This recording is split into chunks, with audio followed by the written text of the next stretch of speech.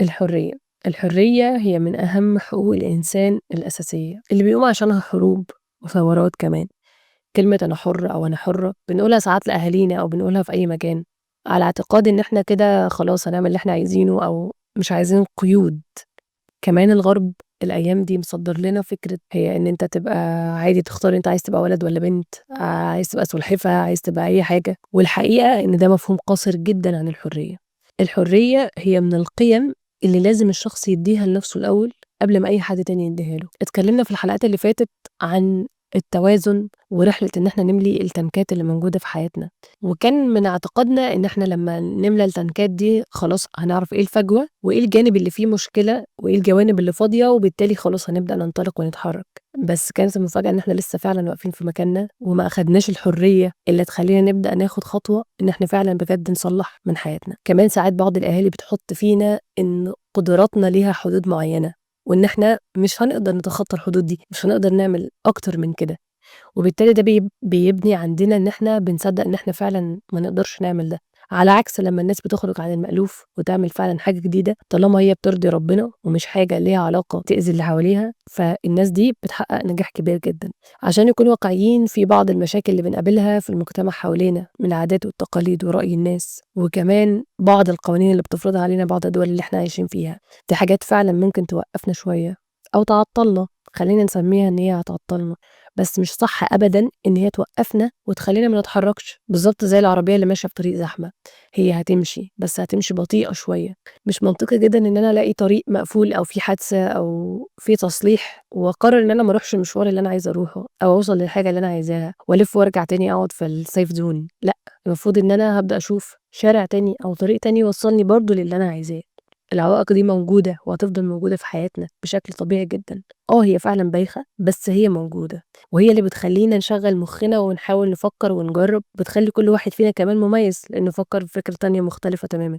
وكل واحد فينا عنده المعوقات الخارجية الطبيعية اللي هتفضل موجودة في حياتنا كلنا، بس هي خلت كل واحد فينا يفكر ويخرج هو بره دايرة المألوف والعادات والتقاليد وبره كلبش المجتمع. الحقيقة إن في هنا معضلة كبيرة بنقع فيها واحنا مش واخدين بالنا، إن احنا اللي بنكون مكلبشين نفسنا واحنا اللي مقيدين حريتنا ومقيدين حركتنا، مش المجتمع ولا الظروف ولا الوضع اللي احنا فيه. معظم الوقت بيكون فعلا اللي واقف بيننا وبين ان احنا نكون سعداء او راضيين عن حياتنا وماشيين في طريق مراد ربنا مننا هو احنا نفسنا مش الظروف. الظروف زي ما اتفقنا ان هي بتعطلنا، بس احنا اللي بنحدد احنا هنخلي الظروف دي تتحكم فينا قد ايه. احنا اللي بنحدد هنعيش نفسيا جوه الظروف دي لحد امتى وهنتكلبش فيها ولا لا. الهدف الاولاني بعد ما حققنا التوازن في حياتنا في الحلقات اللي فاتت ان احنا نبقى حرين، عندنا الحرية من جوانا مش متأيدين. وعشان نعمل ده محتاجين نفك الكلبشات اللي جوانا واللي معطلانا في حياتنا. قبل ما نتكلم عن اي ظرف خارجي خلونا نتعرف على الكلبشات اللي ممكن تعطلنا، ورحلة الوعي بتبدأ بإن احنا نعرف المشكلة فعلا جاية منين، وده نص المشوار. أنا إيه هويدي، ودي قناة ميكس جوانا واللي بنتكلم فيها عن مواضيع كتير مختلفة من حياتنا. لو انتوا جداد في القناة ما تنسوش إن انتوا تشتركوا تابعوا كل جديد بينزل، ويلا بينا نشوف حلقة النهاردة بتقول لنا إيه. لما بنبدأ نملي التنكات بتاعت حياتنا ونلاقي الدنيا لسه معصلجة يبقى كده احنا عندنا طوب واقف في طريقنا. لما قلنا إن السعادة بتبدأ من جوانا احنا، الحرية برضو بتبدأ من جوانا احنا. والأخطر من إن حد يكلبشنا أو يقيدنا هو إن احنا نقيد نفسنا. عادة بتبقى الطوبة دي أو الكلبش ده اتكون بسبب إن احنا اتحطينا في مواقف كتير كنا بنتضايق فيها بس مش بنتعامل مع مشاعرنا بطريقة صح، فبتفضل تتكوم زي الزلط الصغير لحد ما تعمل طوبة كبيرة. خلونا نتعرف على الكلبشات وإزاي إن الإنسان ممكن يكلبش نفسه عن طريق المواقف اللي هو اتعرض لها. الكاتبة هنا عملت طريقة لذيذة جدا وذكية جدا في إن هي جابت كل أميرات الكرتون بتاع ديزني اللي احنا عارفينهم، وكل واحدة فيهم بدأت تسقط عليها كل حاجة كانت بتمر بيها كطريقة يعني لذيذة وأسهل في إن احنا نفهم الكلبش. أول كلبش هو كلبش الكآبة، وهي الأميرة إلسا. كلبش الكآبة كان بدأ معاها وهي كانت طفلة سعيدة بتلعب عادي مع أختها وبتعمل شخصيات بالتلج. فجأة كانت هتموتها فيه بالغلط. بعدها منعت نفسها إن هي تلعب معاه، بقت طول الوقت حاسة إن هي منبوذة ووحيدة ومش مبسوطة، مهما عملت shopping والّا قعدت قدام التلفزيون والّا أكلت نوتيلا والّا أي حاجة عملتها تاني عشان تخرّجها من إحساس الكآبة. دايمًا حاسة إن هي لوحدها وما حدش حاسس بيها، مشكلتها إن هي حزينة جدًا من جواها، من مواقف بتحصل كتير بس مش بتتكلم عن الحزن ده مع أي حد. الكبت ده خلّاها مع مرور الوقت بقت حاسة بوحدة وبقت بتقول إن هي منبوذة، وحصل عندها كلبش الكآبة ده اللي خلّى الدنيا كلّها اسودت في وشها. كل المواقف القديمة اللي كانت واجعاها هي ما طلّعتهاش صح. كتير مننا بيمُر بالمواقف دي وبيمُر بحاجات كتير مشابهة، بس فرق كبير لمّا نمُر بموقف أو 2 ونحس فيهم إن إحنا أو بفترة بسيطة أوي بفتور كده وإن إحنا مش قادرين نعمل حاجة، وفرق بين إن حياتنا كلّها بتبقى متلوّنة باللون ده، بلون إن هي أي حاجة بتحصل حواليّا، أي حاجة بتحصل لي جميلة، أنا مش مبسوطة ومش سعيدة. ده في الغالب بيكون في مواقف كتير قديمة وجعانا واتراكمت زي ما قُلنا في الأول. الحل هنا إن إحنا نتكلّم عن كل موقف قديم، كل وجع، ونطلّع كل حزن كتمناه جوانا، ساعتها هنبقى أحسن. كمان الأميرة كانت مركّزة على تانك واحد بتاع الأهل وعايزة تاخد منّه كل حاجة وكل المشاعر، وقتها هيكون الاهتمام بنفسنا وبعلاقتنا بربنا وصحابنا هيغيّر وهيقلل عندنا إحساس الوحدة ده. برضه إن إحنا نعمل أي عمل تطوعي، كل الكلام ده هيعزّز وهيقلل من فكرة إحساس الوحدة اللي إحنا عايشين فيه، وإن التوازن ده هيخلّينا نبقى أحسن ونتبسط ونحب نفسنا ونفُك الكآبة اللي مكلبشانا دي. ومين عارف يمكن في يوم من الأيام نختار حاجات أجمل ونبدأ فعلًا نستغل قدراتنا ونبدأ نعمل حاجات كتيرة أحسن، نفس نظام الأميرة إلسا لو كانت فكّرت بشكل تاني إيجابي أو شكل تاني مختلف، كانت وظّفت القدرات بتاعتها وصنعها على التلج في إن هي تبني مباني جميلة جدًا وتعمل حاجات أجمل لكل الناس اللي حواليها. ده كان أول كلبش. الكلبش التاني بتاع المثالية، ده بتاع الأميرة بيل، الأميرة والوحش، اللي كلنا عارفينه. اتكلمت إن كانت مامتها دايمًا بتتريق على باباها، عشان باباها كان دايمًا بيعمل أي حاجة بتيجي في دماغه، وما كانش بيهمه إن الناس تتريق عليه وعلى اختراعاته، كان دايمًا بيعمل اللي هو بيحبه. مامتها بقى لأ، مامتها كانت دايمًا خايفة عليها تبقى زي باباها، فطحنتها إن هي ما ينفعش تغلط، وده برضه فخ بتقع فيه كل الأمهات، والموضوع ده بقى زيادة شوية كمان. من كتر خوفها بدأت تخلّي إن الطفل ما ينفعش يغلط، دايمًا لازم يكون الأول في المدرسة، الأول في الرياضة، الأول في كل حاجة، كل حاجة كانت دايمًا عايزة الطفل يطلّعها perfect ما فيش فيها غلطة، مثالية، وطول النهار بقى بتذاكر وبتحل ووقتها كله حتى يعني أوقات وسمعتها كتير من أمهات إن هي عايزة الطفل يخلّي طول الوقت وطول اليوم بيعمل حاجة مهمة وحاجة مفيدة، حتى أوقات السفر والحاجات البسيطة أو المواصلات بيحفظ فيها قرآن. يقرأ فيها مش عارف قصة، يعمل فيها كذا. أنا سمعتها من والله بتقول أنا بابقى مش عايزاه يقعد فاضي، مش عايزاه حرفيًا يقعد ما بيعملش أي حاجة، لدرجة إن الولاد اتخنقوا من حاجة زي كده، وبالتالي بنخلق بقى إن يطلع شخص دايمًا عنده كل حاجة مثالية، مع الوقت بيبدأ يحس إن هو عايز يعمل كل حاجة perfect زي ما هو اتعود، بس فجأة مش بيلاقي نفسه. المثالية زي ما قُلنا بتبدأ من الطفولة، من كتر ما أهالينا بتحب إن إحنا نعمل كل حاجة عشان يفضلوا مبسوطين مننا. أهالينا كانوا بيحبونا لمّا نبقى كويسين، لمّا نبقى مؤدّبين، لمّا بنكون بنسمع الكلام. دي حاجة كويسة، بس لمّا توقعات الأهل مننا بتزيد أو بينتقدوا كتير أو مش بيسمحوا لنا إن إحنا نغلط، القصة دي بقى بتتحول لمثالية عشان نرضيهم. بنحاول نبقى أطفال كده بنعمل اللي هم عايزينه عشان هم يفضلوا راضيين عننا، بنغطي بقى مشاعرنا وأخطائنا عشان يفضلوا مبسوطين مننا دايمًا. ممكن الطفل ده يتعرّض للكذب أصلًا، إن هو يبدأ يكدب، يبدأ يقول حاجات كتير عشان يبدأ دايمًا محافظ على الصورة اللي أهله شايفينه بيها. حتى كمان لمّا بيكبر، بيختار برضه حاجات في علاقاته وحاجات في مسار الدراسة بتاعته. أعرف حد كان شخصية شاطرة جدًا، جدًا وناجحة في كل حاجة ممكن أي حد يتخيلها، يعني حرفيًا كانت shiny كده، والشخصية دي اتعرّضت لاكتئاب حاد بشكل يعني كبير جدًا، والسبب ورا الاكتئاب ده إن الشخصية دي كانت دايمًا أهاليها أو أهلها بتطلب منها أعلى حاجة ومثالية فعلًا في كل حاجة، لدرجة إن الشخص ده ما بقاش قادر إن هو يشوف نفسه مقصّر أو يشوف نفسه حتى بيخفق في أبسط الحاجات، اللي هو أصلًا ناجح في كل حاجة وسابق كل اللي في سنّه حرفيًا. ده للأسف بيوصّلنا حتى وإحنا كبار، بيخلّينا فعلًا متكلبشين ومتربّطين مش عارفين نتحرّك. وبالتالي ده كمان بيخلّينا ما نخاطرش في أي حاجة جديدة ما نعرفهاش، عشان ما نغلطش ونتحرج ويبقوا هُم مش فخورين بينا. كل ما المثالية دي بتزيد، كل ما بيبقى غلط، لإن الحياة أصلًا مش كده. المفروض إن أهلنا بيحبونا في كل الأحوال، والمفروض إن إحنا بني آدمين، وطبيعتنا أصلًا إن إحنا بنغلط ونتوب، ونغلط ونتوب، وشاطرين في حاجات وأكيد مش شاطرين في حاجات تانية، عادي. ولو بقينا عايزين نعمل كل حاجة perfect هنتكلبش وهنتربط، plus إن إحنا هنضغط كل اللي حوالينا جدًا. أميرة بيل بتقول: "ده أنا كنت مطلّعة عين الوحش في أكله وشربه ولبسه." بدأت فعلًا تخلّي حتى كل حاجة حواليها في القصر perfect ما فيش فيها غلطة. لازم نسمح لنفسنا إن إحنا نغلط ونحس بالإحراج من الغلطة بتاعتنا، ونواجه حتى شوية الرفض اللي جوانا. وده مش معناه إن إحنا مش كويسين أو فاشلين أو مش كفاية، ده معناه إن إحنا بشر، بني آدمين. التجارب والأخطاء جزء بيخلّينا نتعلم، مهما كان في مخاطرة ومهما مين اتريق علينا. لازم نفهم إن الحياة مش مثالية، ولا عمرها هتبقى مثالية، ولا إحنا أصلًا كمان مثاليين، ولا ينفع نتوقع من نفسنا إن إحنا نفضل كده طول الوقت. إحنا هنفضل نغلط طول عمرنا، ولازم نتقبل ده عشان نعرف نتبسط، عشان نعرف نجرب حاجات جديدة ونطور من نفسنا، عشان كمان نشجع اللي حوالينا هم كمان يساعدونا من غير ما يبقوا خايفين مننا.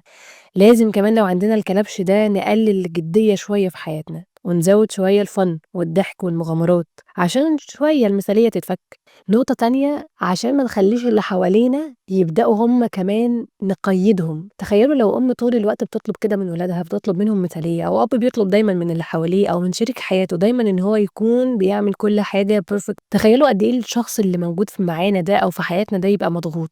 لو حد فينا مثلا مهووس بالتنظيم، وده برضو جزء من المثالية، لو أم دايمًا كل حاجة لازم تبقى في مكانها، السجادة دي ما ينفعش تتاخد ولو ثانية واحدة عن حرف البلاط، لازم تبقى ماشية مسطرة. في بعض الحاجات كده ممكن تضغط بجد اللي حوالينا وإحنا ما نبقاش واخدين بالنا، بالعكس بنبقى كمان طول الوقت في stress وطاقتنا مشدودة ولازم تبقى كذا ولازم تبقى كذا. فعلًا بندخل حتى في مشاكل، خصوصًا لو معانا ناس شخصياتها مثلًا مش بتبقى منظمة أكتر كفاية، وده طبيعة في شخصية يعني في شخصيتهم، أو شخصية هادية شوية وباردة بالنسبة لِك هتكون باردة جدًا، فهتدخلي معاها برضه في خناقات. ممكن نقع في كلبش المثالية ده في أبسط الحاجات، ممكن نبقى مش راضيين من نفسنا إن إحنا مثلًا نحط to do list في اليوم وما نعملهاش، أو لو في حاجة مثلًا خيّشت وما ضبطتش وما عملناهاش، لأ إزاي أنا ما عملتش ده يبقى أنا كده مش كويسة، أو إن دايمًا، دايمًا لازم اليوم بتاعي يكون فيه حاجة كويسة أو حاجات كويسة، ولو اليوم ما مشاش زي ما أنا عايزة خلاص أنا باتضايق وباكتئب وبابدأ أوقّف الحاجات اللي أنا باعملها. بصراحة دخلت أكتر من جلسة coaching ولقيت معظم الناس فيها فعلًا بتدوّر على المثالية، ودايمًا بتبحث إن هي عايزة تعمل كل حاجة perfect، وعايزة تعمل كل حاجة زي ما هي مخططة لها حتى وزي ما هي ناوية إن هي تعملها، plus إن إحنا بننسى نحط المدخلات بتاعة اليوم وظروف اليوم اللي ممكن تيجي من غير ما ناخد بالنا أصلًا خالص. كمان بتكون الto do list دي أحيانًا فيها حاجات، يعني مش فكرة مش واقعية، بس حاجات over شوية عن اللي إحنا نقدر نعمله، وده اللي إحنا برضه بنطلب المثالية من نفسنا وبنطلبها كمان في الأشياء اللي حوالينا. صدقوني الموضوع بيكلبشنا وبجد بيحسسنا إن إحنا مش كويسين، رغم إن إحنا ممكن نكون زي الشخصية اللي قُلت لكم إن هي فعلًا كانت شخصية ناجحة جدًا، بس للأسف ما بنبدأش نشوف النجاح بتاعنا ولا بنبدأ نشوف كل الإيجابيات اللي موجودة في حياتنا، لإن إحنا حابسين نفسنا في إن إحنا ما عملناش كويس النهارده، رغم إن إحنا عاملين كويس بقى لنا كتير جدًا. بالراحة شوية على نفسنا ونحاول ندخّل جزء الfun زي ما قُلنا، وده هيقلل معانا شوية من كلبش المثالية. تالت كلبش وهو كلبش جلد الذات.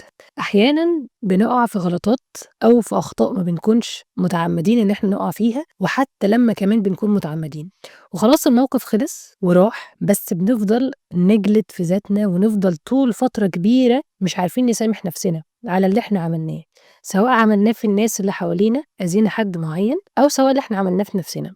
الإحساس ده بيخلّينا نكره نفسنا ونحس إن إحنا ما نستاهلش أي حاجة كويسة في الدنيا، مش قادرين نقابل حد ولا نتكلم مع حد.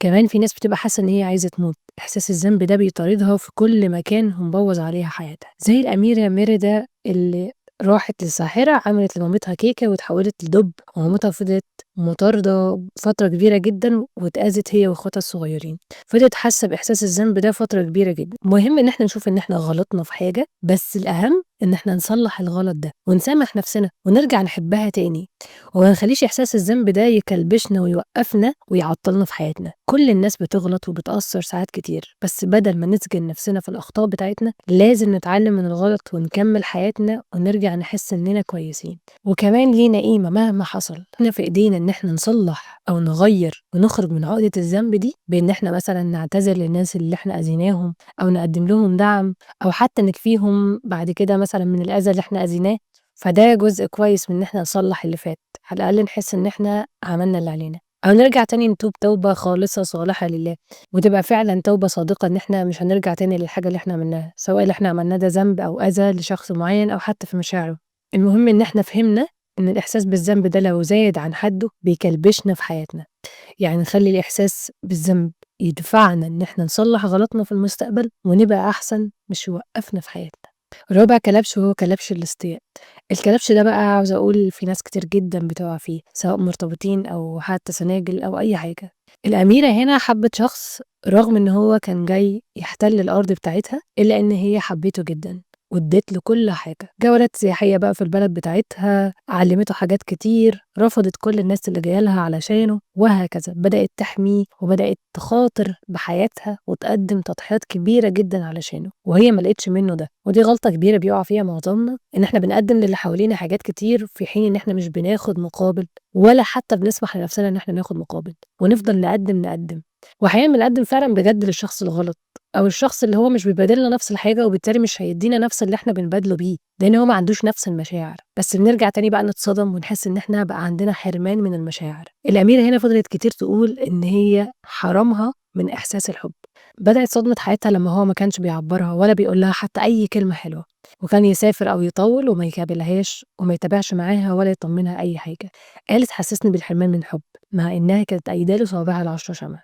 أخدت بقى قرار إن هي تبطّل تضحّي عشانه، بس بدأت تعامله بقسوة، وكمان واقفة له على السقطة واللقطة، واقفة له زي اللقمة كده في الزور، وطبعًا طبيعي هيبعد أكتر من الأول، وبدأت تحس إن هي بتنتصر عليه وعلى غروره. كتير في الحالات الانفصال بيبقوا عايزين يعاقبوا شريك حياتهم، إن هم يخلّوه مثلًا أنا هاخلّيه يندم إن أنا سِبته، فيبدؤوا مثلًا يحرموه من ولاده، يحرموه من حاجات كتير، أو يبدؤوا يبهدلوه في محاكم وقواضي ومشاكل كبيرة. طبعًا في ظروف بتبقى مختلفة، يعني في ناس بتبقى مضطرة تعمل ده أو بيبقى مثلًا معاها بعض الحقوق اللي برضه أنا مش بافضّلها خالص، بس إلى حدٍ ما بيكون ليها أسبابها لو عملت كده، بس في ناس ما بيكونش ليها أي سبب خالص إن هي تعمل ده، وبالتالي بتعمله في شريك حياتها على أساس إن هي أنا كده هاورّيه أو أنا كده هاخد حقّي منّه، إن هي تحس بانتصار مثلًا عليه فعلًا أو على غروره، بس الحقيقة إن إحنا بنبعد عن فطرتنا، بنحس إن إحنا شخص لأ مش ده أنا أصلًا ولا دي شخصيتي، الانتقام اللي أنا باعمله ده مش أنا أصلًا. الأميرة هنا حست إن هي البنت البريئة اللي الناس كلّها بتحبها، بقت واحدة واحدة مش طايقة الناس ولا طايقة كمان نفسها، وعشان هي مزعّلة الشخص اللي هي كمان بتحبه، وهي كانت عايزة تثبت إيه ولمين.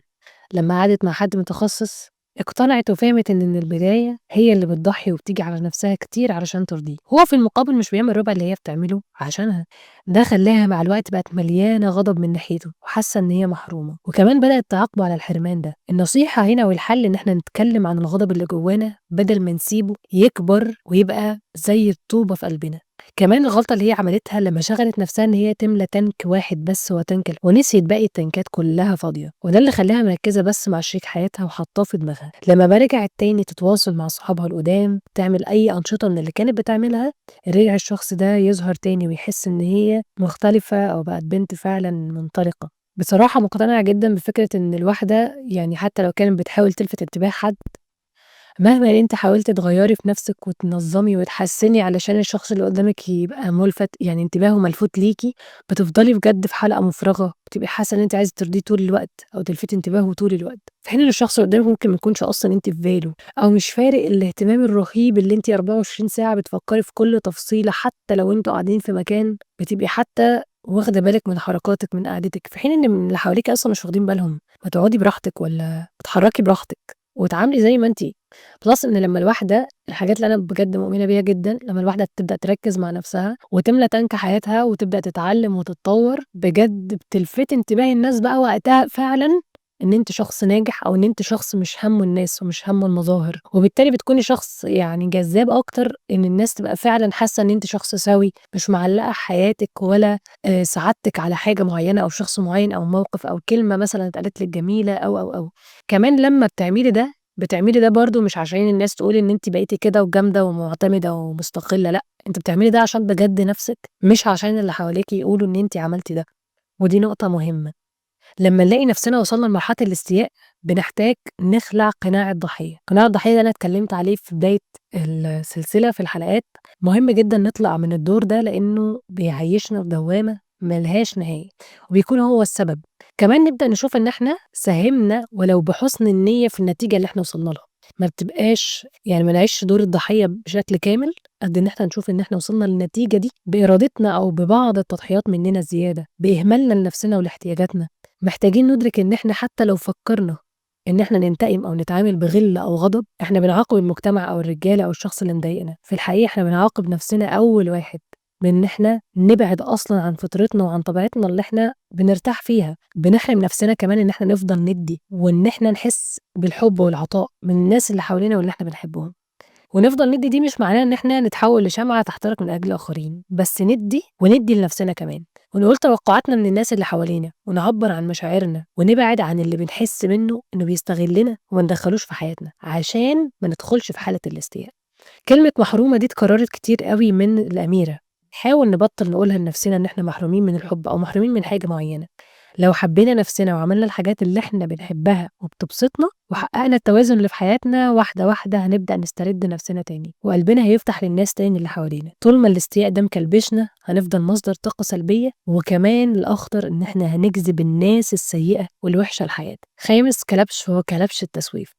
هنا اتكلمت عن قصة أريل حورية البحر. الأميرة هنا طول عمرها بتحب البني آدمين جدا، بتحب تتفرج عليهم وعلى حياتهم وتجمع الأدوات بتاعتهم اللي بيستخدموها، بتحب تتفرج عليهم ونفسها تبقى في يوم من الأيام زيهم. زي ما بيحصل معانا برضو إن إحنا بنشوف ناس ناجحة في مجال معين أو في حاجة معينة أو عملوا أي حاجة حتى لو سافروا سفرية، ونفضل دايما باصين عليهم ونفسنا نعمل ده، نفسنا ناخد خطوة، نفسنا نقرأ كتاب، نفسنا نلتزم في حاجة، نروح جيم، نعمل أي حاجة، بس مش بناخد بجد خطوة. هي كان طول عمرها نفسها تطلع من البحر وتتكلم مع البني آدمين وتعرفهم بنفسها، بس ترجع تقول لأ، خليكي بكرة. وكل ما يجي يوم تخاف إن هي تتحرك أو تاخد خطوة وتأجلها، بتقول بخاف إن الدنيا ما تمشيش كويس، إن الشخص ما يتقبلنيش، يفتكرني مجرد سمكة عبيطة ويصطادني. والنتيجة إن هي بدأت تأجل كل حاجة نفسها تعملها فيها، لحد ما وصلت إن هي ما أنجزتش أي حاجة خالص، وطول اليوم عايشة زي ما هي في البحر. سادس حاجة هو كلبش التردد. ده الأميرة رابنزل. رابنزل زي ما عارفين كلنا إن هي محبوسة طول الوقت في قصر، طول الوقت مترددة إن هي تعمل أي حاجة، وطبعًا ما كانتش اختلطت بالناس، فكانت دايمًا مترددة من كل الناس اللي حواليها، ومتلخبطة خالص وعايزة حد يقول لها تعمل إيه في كل حاجة، ما بتعرفش تعمل أي حاجة لوحدها. كمان لما كانت بتاخد أي قرار لوحدها أو تغلط، الست الشريرة اللي هي كانت مامتها دي كانت بتبهدلها جدًا. فبقت قبل ما تاخد أي أكشن في أي موضوع بتفضل تفكر 100 مرة وتفضل تسأل كل الناس لحد ما بقت تايهة بين آراء الناس كلها، وما عندهاش أي إرادة خالص خالص ولا عارفة تاخد أبسط القرارات لوحدها. بتقول إن هي حتى الفوانيس اللي طول عمرها هتموت وتتفرج عليها لما جه الوقت إن هي تشوفها فضلت برضه مترددة كتير وخايفة. خلونا نشوف الحل بتاع التسويف والتردد مع بعض. ممكن يكونوا مختلفين في الظاهر بتاعهم، بس في بينهم حالة مشتركة وهي القلق والخوف. عادةً الناس اللي بتسوّف أو بتأجّل أي حاجة بتبقى خايفة، إما إن هي جرّبت نفس الحاجة وفشلت فيها أو ما كمّلتهاش للآخر أو باظت منّها، فتحس إن هي خايفة توصل لنفس خيبة الأمل تاني، وده اللي يخلّيها تفضل تأجّل في الحاجة اللي هي بتعملها. ممكن تكون خايفة تفشل أو خايفة إن الناس ترفضها أو خايفة إن هي تغلط أو تخسر حاجة، والخوف ده بيخلّيها تفضل تأجّل القرار أو تتردد فيه لحد ما الفرصة تضيع من إيديها. والمشكلة إن مش بس هنا الفرصة هتضيع، دي كمان إرادتها هتضيع، قدرتها على إن هي تاخد قرار وتنفّذه هيضيع. أول حل إن إحنا نتقبّل إن طبيعي جدًا إن إحنا نخاف، نجرّب أي حاجة جديدة أو نخاف نفشل أو نخاف حتى كمان من الرفض وده طبيعي، بس لمّا نجرّب حاجة وما تنفعش كل دي مشاعر طبيعية، مش دليل إن إحنا مش جاهزين كفاية فمحتاجين نأجّل القرار أو نجيب حد يقرر مكاننا، لأ ده دليل إن إحنا بني آدمين عادي وطبيعيين. الخطوة التانية نتقبّل الخوف بتاعنا ونسمح لنفسنا نحس بالمشاعر دي، بس ما نقفش في مكاننا مشلولين، نحس بالخوف بس نتحرك، بعدها ناخد action ناخد خطوة ونقوي الإرادة بتاعتنا. الإرادة دي من الحمد لله من نعم ربنا علينا إن هي زي العضلات، بنقدر إن إحنا نقويها لمّا نشتغل عليها، ولمّا نخلّيها تدخل في تحدي أكتر من مرّة، لمّا عشان نكبّر العضلات دي زي عضلات جسمنا، عمرها ما هتبقى قوية لو فضلنا نخلّيها تشيل نفس الوزن كل مرّة، كده بالنسبة لها ما فيش تحدي كبير أو تحدي جديد، ما أنا باشيل نفس الحاجة، إنما لمّا نزوّد عليها الحمل ونبدأ ندخّل نفسنا في تحديات أكبر وحاجات هنضطر نتعامل فيها مع ناس أكتر ونمشي فيها ونجرّب ونروح ونسافر ونغلط ونتعلّم ونذاكر حتى كمان، كل ده بيقوّي الإرادة بتاعتنا، وهي مش هتقوى غير لمّا نرمي نفسنا في تحدي، وغير لمّا ناخد مخاطرة، ساعتها هيكون بنواجه مشاعر الخوف اللي عندنا، ونبطّل نفكّر شوية في اللي ممكن يحصل، اللي ممكن يجرى، وناخد خطوة دلوقتي حالًا. محتاجين ناخد خطوة مهما كانت صغيّرة تساعدنا إن إحنا نحقق الحاجة اللي نفسنا فيها، أو الحاجة اللي إحنا بنسوّف ومش بنعملها، أو الحاجة اللي إحنا مترددين من ناحيتها. كمان لمّا نعمل ده وناخد خطوة بسيطة نكافئ نفسنا، عشان هي بقى لها فترة كبيرة حاسة بخيبة أمل ومحتاجة تشجيع. لازم نبدأ ناخد قرارات ولو بسيطة وناخدها لوحدنا، ده بالنسبة للناس اللي عندها تردد أو دايمًا حاسة إن هي معتمدة على الناس في اتخاذ قراراتها، عشان واحدة واحدة نقوي ثقتنا بالقرارات اللي إحنا بناخدها ونبطل نبقى مترددين. وعمومًا الموضوع ده مش سهل، محتاج تعوّد، بس أهم حاجة إن إحنا نبدأ ونتقبل الخوف بتاعنا ونتقبل إن إحنا نغلط ونخاطر. مش كل حاجة تبقى مضمون نتيجتها 100%، لإن أصلًا ما فيش أي حاجة في الدنيا مضمونة 100%، لازم ننشف كده وناخد قرارات ونتحمّل كمان نتيجة القرارات اللي إحنا أخدناها ونتعلّم منها، عشان هي دي سُنّة الحياة، لو عايزين نتقدّم في أي حاجة في حياتنا. Snow White كلبش إصدار الأحكام.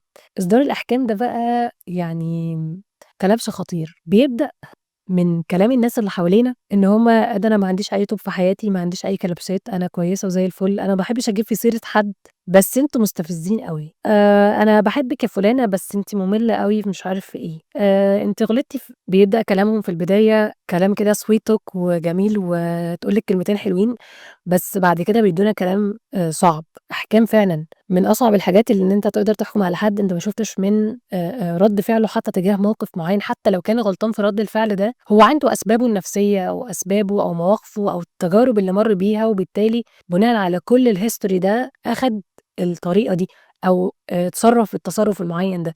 ما ينفعش إن إحنا نيجي على لقطة معيّنة، جزء بسيط جدًا من حياته ونبدأ نحكم عليه إن هو لأ أنت غلطان، أنت عملت 1، 2، 3 أنت أصلًا مش عارف إيه، أنت متكبّر، أنت، نصدر أحكام 24 ساعة للي حوالينا.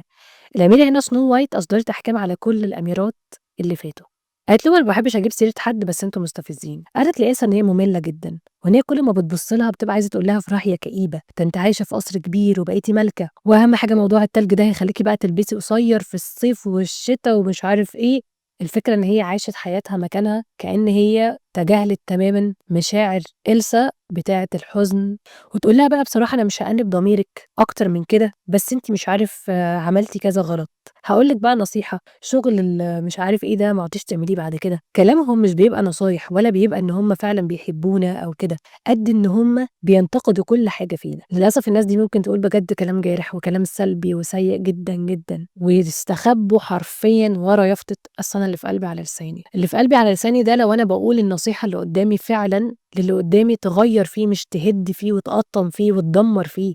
كلبش إصدار الأحكام ده كلبش خطير، بيخلّينا ما نشوفش الحاجات الحلوة في الناس اللي حوالينا ولا حتى في المواقف، بيخلّينا مركّزين على الوِحِش بس، ونستفز كمان بسرعة وبننتقد كتير. ساعات بيبقى السبب الحقيقي في حُكمنا على غيرنا مش الحاجات اللي إحنا بنعلّق عليها، بس أحيانًا بنبقى إحنا اللي متضايقين من نَفْسنا أو إحنا اللي شايفين حاجة وِحشة معيّنة. مشكلة تانية مثلًا عندنا في الشغل هي اللي مضايقانا، فعمّالين نطلّع تصرفاتنا دي على كل الناس وننتقد في كل اللي حوالينا. ساعات كمان لمّا بننتقد حد أو نحكم عليه، بنبقى إحنا المشكلة في نظرتنا لنفسنا، لمّا نحكم على تصرُّف حد بشكل سلبي بنبقى معظم الوقت واخدين بالنا إن إحنا مش بنعجبنا ده في نفسنا، بنعمله إسقاط على غيرنا. سنو وايت حكمت على سندريلا إن هي تنكي علشان مش بتحضر الاجتماعات، لإن ده من جواها لمّا هي اللي مش بتحضر بيبقى من باب التناكة. كمان ساعات بناخد أخطائنا والحاجات اللي مش عاجبانا في نفسنا ونعملها إسقاط على غيرنا، فنبدأ نشوف تصرفاتهم ونحكم عليه. من أخطر الأسباب كمان إن ساعات بننتقد غيرنا لإن إحنا نفسنا نعمل زيهم بس خايفين الناس تحكم علينا، نفسنا نعمل حاجة مجنونة زي ما هم بيعملوا، بس خايفين الناس تبص لنا نظرة معينة، فنقوم ننتقد الناس اللي بتعمل كده ونقول عليهم سطحيين، كأننا من جوانا غيرانين إن هم قدروا يعملوا ده وإحنا لسه ما قدرناش نعمله. بجد الموقف ده تعرضت ليه بشكل شخصي مع ناس كتير، مع أكتر من موقف، أو شُفتها في ناس حواليّا بيعملوها حتى مع ناس تانية حواليهم، إن هُم بيبدأوا ينتقدوا حاجات كتير أوي هُم بيعملوها، سواء حد بيصرف كتير على نَفْسه أو بيلبس كويس، حتى لو كانت الفلوس يا دوب مثلًا بيصرف كل حاجة على نزاهته وعلى شخصيته ولبسه ومنظره. في ناس بتنتقد ده جدًا، جدًا، واستغربت هُم ليه بينتقدوا ده؟ رغم إن هُم مش بيصرفوا على الشخص ده ولا متأذيين من أي حاجة هو بيعملها، يعني مش متضررين إن هو يلبس ويتنزه أو يعمل أي حاجة. بس اكتشفت إن في بعض الأحيان الناس دي بجد بتعمل إسقاط إن هي كان نفسها تعمل ده وما عرفتش تعمله، نفس المبدأ الأخير اللي اتكلمنا عنه دلوقتي. طب وإيه الحل؟ أول حل إن كل واحد فينا يشغل نفسه بنفسه ويفهم إن الناس مش لازم تبقى كلها شبه بعضها عشان نبقى حلوين. ربنا خلقنا مختلفين، الاختلاف ده بيقوي الحياة بينا، كل شخص ليه أفكاره وليه شخصيته، كل واحد فيه مميزات وعيوب، كل حاجة ما ينفعش نقيسها بمقياسنا إحنا، لأن إحنا كده عمرنا ما هنعرف نتعامل مع أي حد. مش لازم نوافق كل الناس في تصرفاتهم، بس مش من حقنا برضه إن إحنا نحكم عليهم أو نحكم على تصرفاتهم أو نبص لهم ونعاملهم بطريقة وحشة عشان هم مثلًا مختلفين. في حلقة كاملة إن شاء الله ناوية إن أنا أعملها عن اختلافاتنا، قد إيه بجد الأنماط الشخصية دي مهمة جدًا وقوية جدًا، جدًا، وهتفرق في حياة أي حد فينا لمّا يعرفها. هنبقى حاسين إن إحنا فعلًا مش يعني لو كنا حتى بنحكم على أي حد بالغلط أو مش بشكل كبير يعني لدرجة إن يكون ده مرض بالنسبة لنا أو عقبة كبيرة وكلبش إن إحنا ماشيين نصدر أحكام 24 ساعة على كل الناس، بس حتى لو وقعنا في الفخ ده لمّا نعرف الأنماط الموضوع ده هيقل عندنا جدًا، جدًا، وهنتقبل كل الناس اللي حوالينا. بجد أنا من ساعة ما اتعلمتها وأنا حاسة إن هي محتاجة حلقة كاملة لوحدها بتفصيلة التفاصيل كمان. فدي حاجة مهمة إن إحنا نشوف إن اللي حوالينا مختلفين، وإن الاختلاف ده بيخلّينا بجد نكمّل بعض. تاني حاجة مهمة جدًا إن إحنا نشوف إيه الحاجة اللي فعلًا مضايقانا من جوانا أو مسببة لنا إحباط، ونتكلم عنها بدل ما نعملها كلكوعة جوانا وتخلّينا نمشي نحكم على الناس. يعني لو حد فينا متضايق مثلًا من حاجة معينة، الأحسن إن هو يتكلم عنها بدل ما يكتمها، ولحد ما تتحول لنقد وحكم على تصرفاته. لو مشكلة مثلًا في الشغل، نتكلم عن المشكلة نفسها وعن مشاعرنا اللي إحنا حاسينها نفسها، نبطّل نحط نفسنا ونحط الناس اللي حوالينا في قوالب، أنا كسولة، أنا متسرعة، أنا بطيئة، كلها يُفط بنحط نفسنا ونحط الناس تحتها وبتكلبشنا وبتكلبش وتأيد معتقدنا عن نفسنا، كأننا نصبنا كده نفسنا قضاة وبنصدر الأحكام علينا وعلى اللي حوالينا طول النهار. ما فيش مشكلة إن إحنا نبقى واعيين بعيوبنا وعيوب اللي حوالينا، بس لازم ده ما يكونش بيمنعنا إننا نشوف الكويس فينا وفي الناس برضه اللي حوالينا. من الحاجات اللي هتساعدنا كمان إن إحنا نوسّع دايرة المعارف بتاعتنا، نتعرّف على ناس أكتر تكون مختلفة عننا، عشان يبقى عندنا مرونة في إن إحنا نتعامل مع كل الشخصيات والأفكار بتاعتهم والعادات، ونتعلم نحترم حقوق الغير. مهم يكون عندنا الجرأة إننا نجرّب حاجة جديدة، حتى لو الناس مش متعودة عليها. لأننا لو فضلنا خايفين من نظرة الناس لينا وحكمهم على اختيارنا، عمرنا ما هنتحرك خطوة، وفي الآخر ممكن ننتقد أو نبدأ نبُص للي حوالينا اللي عملوا الحاجة دي ونحس فعلًا بحرمان إن إحنا ما عملناهاش. وبرضه ده ممكن بعد كده يولِّد عندنا إحساس مش كويس. طول ما إحنا عندنا مبادئ وحلال وحرام مش بنخالفهم، يبقى نجرّب حتى لو هنغلط. وده مش معناه إن طز في الناس يعني للدرجة دي، بس معناه إن بلاش نضيّع طاقتنا في مين عمل إيه ومين غلط ومين هيقول إيه ومين مش هيقول إيه. بلاش نضيّع طاقتنا ووقتنا وعمرنا وخطوات نفسنا نعملها علشان الناس ما تقولش علينا كذا وعشان ما نتحسدش أو عشان الناس والناس والناس. دلوقتي إحنا خلّصنا الكلبشات، كل واحد فينا أو كل واحدة فينا تبدأ تشوف إيه الكلبش اللي بجد مسيطر عليها، ممكن تكون بتقع فيه بشكل لا إرادي أو بشكل غصب عنها أو حاسة إن هي فعلًا بدأت تتسجن جوّه الكلبش ده، ونحاول نشوف الحلول بتاعته حتى لو هنsearch عنها أكتر ونسمع عنها أكتر. المهم إن إحنا تقريبًا وصلنا لمرحلة الوعي إن إحنا نعرف كل الكلبشات وأنواعها، بحيث نقدر نشوف حتى إحنا وقعنا فيها والّا لأ، أو لو في حد قريب مننا جدًا بيقع فيها نبدأ ننبهه، وتبدأوا طبعًا تبعتوا له الحلقة يعني يسمعها ونستفاد كلنا. بصراحة الحلقة يعني حاسة إن هي هتبقى طويلة شوية لو أنا اتكلمت في باقي الحاجات، بس لسه في عندنا كلبشات مهمة وقوانين أهم منها، إن شاء الله هاحاول أنزّلها في حلقة بسيطة وصغنونة نكمّل بيها آخر فصل، الفصل الخامس. حبيت مش عايزة أطوّل عليكم أكتر من كده، بس بجد الحلقة مهمة، ومهم إن إحنا ناخد بالنا من كل تفصيلة فيها علشان نحاول نتخلّص من القيود اللي عندنا. كده إحنا مشينا نُص المشوار، قطعنا مشوار كبير جدًا وقوي جدًا لمّا نحقق التوازن ونعرف التنكات بتاعتنا ونصلّحها، ودي في الحلقات اللي فاتت تقدروا ترجعوا لها وتشوفوها، وبين إن إحنا نضبّط علاقتنا بنفسنا، وبين إن إحنا نشوف الكلبشات اللي ممكن تكون مقيّدة لينا ومقيّدة للحرية بتاعتنا. هاستناكم في الحلقة الجاية، هنتكلم فيها عن مواضيع تانية أهم، وهنكمّل فيها باقي الchapter اللي إحنا فيه علشان نقفّل موضوع الكلبشات ونتعامل معاها بشكل صحّي وآمن. باشكركم جدًا على وقتكم، ربنا يبارك فيكم ويحفظكم، وهاشوفكم إن شاء الله الحلقة الجاية على خير، والسلام عليكم.